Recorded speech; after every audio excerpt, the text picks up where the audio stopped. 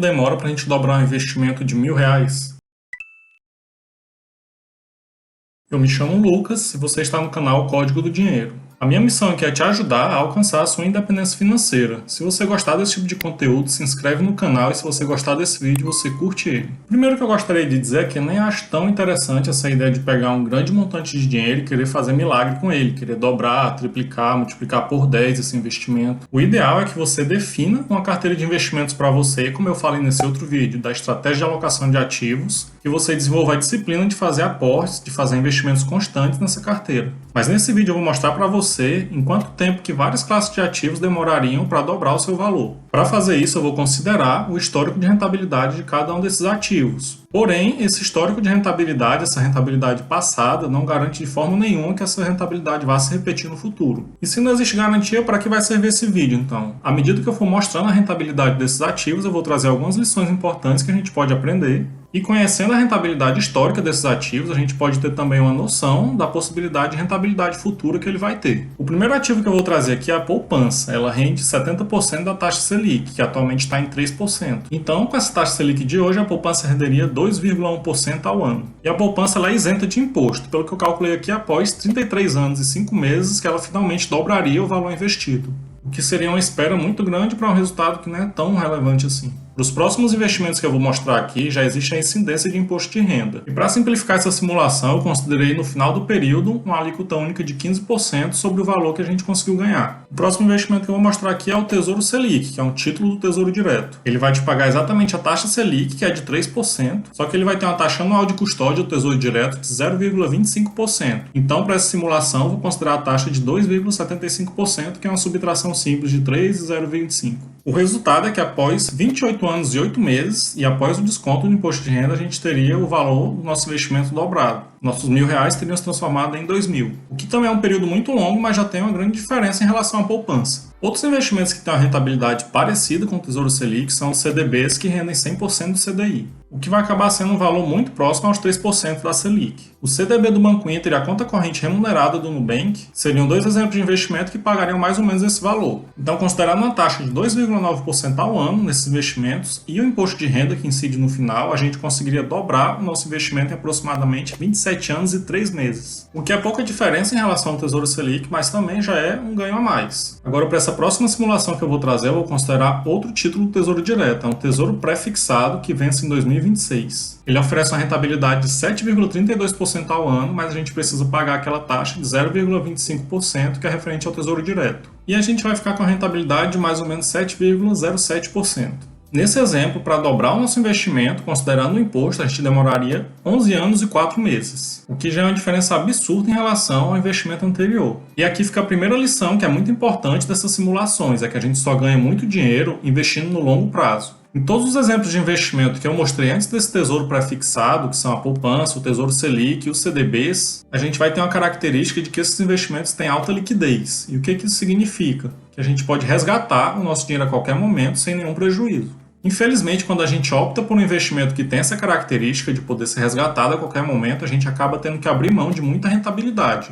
Nesse exemplo do Tesouro Pré-fixado 2026, ele vai ter essa data de vencimento mais longa. O ideal é que a gente espere até essa data de vencimento para resgatar o nosso dinheiro. Somente assim que a gente vai ter essa rentabilidade garantida. Porém, a rentabilidade é mais do que o dobro do que a gente teria com outro investimento com essa característica de poder ser resgatado a qualquer momento. Então, quando você abre mão disso, ou quando você abre mão dessa liquidez, você vai ter um retorno muito maior. É importante deixar claro que quando a gente compromete nosso dinheiro com um investimento desse mais longo, a gente está se submetendo a um risco maior. Porque mesmo que a gente ache que não vai precisar imediatamente do dinheiro, pode ser que alguma coisa que fuja do nosso controle aconteça e a gente acabe tendo que resgatar esse dinheiro antes do tempo. E quando a gente faz isso, quando a gente não respeita essa data de vencimento, a gente não tem a nossa rentabilidade garantida e a gente pode inclusive chegar a perder dinheiro. E como que a gente lida com um risco desse? O ideal é que a gente faça uma reserva de emergência. Eu já gravei um vídeo especificamente falando sobre a reserva de emergência e sobre a importância dela. E basicamente uma das grandes vantagens da reserva de emergência é proteger a gente disso, de ter que tirar um dinheiro de algum investimento antes do prazo e acabar saindo no prejuízo. Se você tiver uma reserva de emergência, você dificilmente vai precisar de um dinheiro que você comprometeu em algum investimento de longo prazo. E todos esses investimentos que eu citei anteriormente, que têm uma alta liquidez, mas rendem pouco, são o lugar ideal para você guardar a sua reserva de emergência, porque o objetivo dela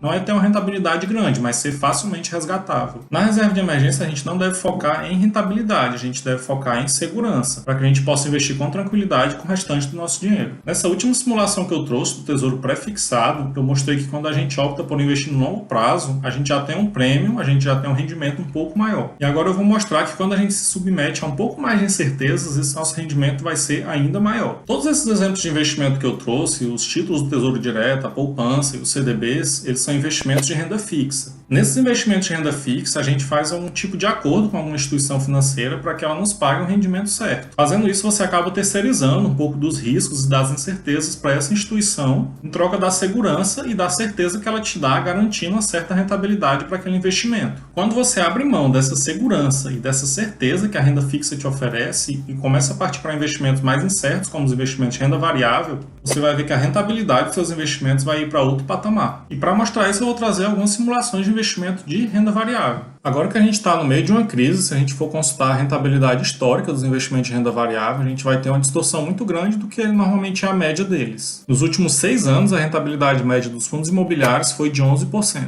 E nos últimos 15 anos, a rentabilidade média das ações da Bolsa de Valores foi de 9,2%.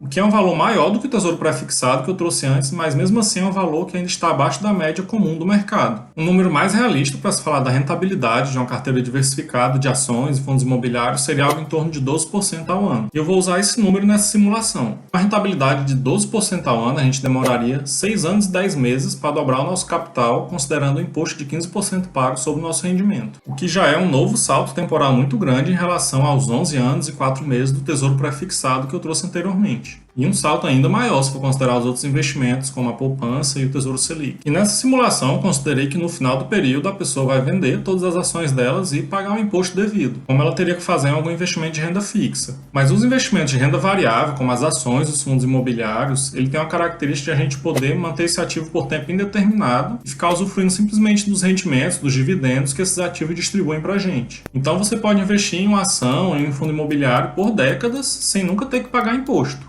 Nesse caso, desconsiderando o imposto, nosso capital dobraria em 6 anos e 2 meses. E aqui a gente já pode tirar algumas lições importantes. Além da lição mais óbvia de que, submetendo à incerteza da renda variável, a gente vai ter um retorno maior, a gente também vê que não vender os nossos ativos vai fazer alguma diferença no nosso rendimento. Tem gente que acha um pouco absurda essa ideia de não vender os ativos de renda variável, de investir por tempo indeterminado e talvez nunca resgatar esse dinheiro de volta. Mas uma coisa que já fica clara aqui é que quando a gente vende, a gente perde dinheiro. E aqui essa ideia faz sentido porque essas empresas e esses fundos de investimento imobiliário que a gente investe, eles vão distribuir os lucros e os rendimentos que eles tiverem. Então, mesmo que a gente nunca venda esse ativo, a gente vai poder usufruir dos ganhos que eles estão tendo e que estão sendo distribuídos para a gente em forma de dividendo. E aqui, com essas simulações, acaba ficando um pouco mais clara a importância de não ficar vendendo os nossos ativos. O simples fato de eu ter feito uma venda aumentou em 8 meses o tempo que eu demoraria para dobrar o meu capital. Aí você imagina o que é que acontece se você ficar comprando e vendendo com muita frequência. E quando se fala também em não vender ativos, surge uma dúvida para algumas pessoas, porque algumas empresas não distribuem dividendos. E existe também um veículo de investimento chamado ETF, que você investe em empresas indiretamente e eles também não distribuem os dividendos que as empresas distribuem. Eles retêm esses dividendos e fazem novas compras. Se você quiser saber mais sobre ETF, eu também já gravei um vídeo falando sobre isso, eu não vou me aprofundar muito nesse assunto aqui. O que eu quero dizer é, esses ativos que não distribuem dividendos de renda variável, a gente vai vender em algum momento? Sim, nesse caso é claro que a gente vende, mas a gente não vai vender todo o montante que a gente investiu. Da mesma forma que a empresa distribui os lucros dela e aquele lucro representa somente uma pequena parte da empresa, quando a gente vai vender um ETF para a gente usufruir daquilo que a gente ganhou, o ideal é que a gente venda também somente uma pequena parte do patrimônio que a gente tem.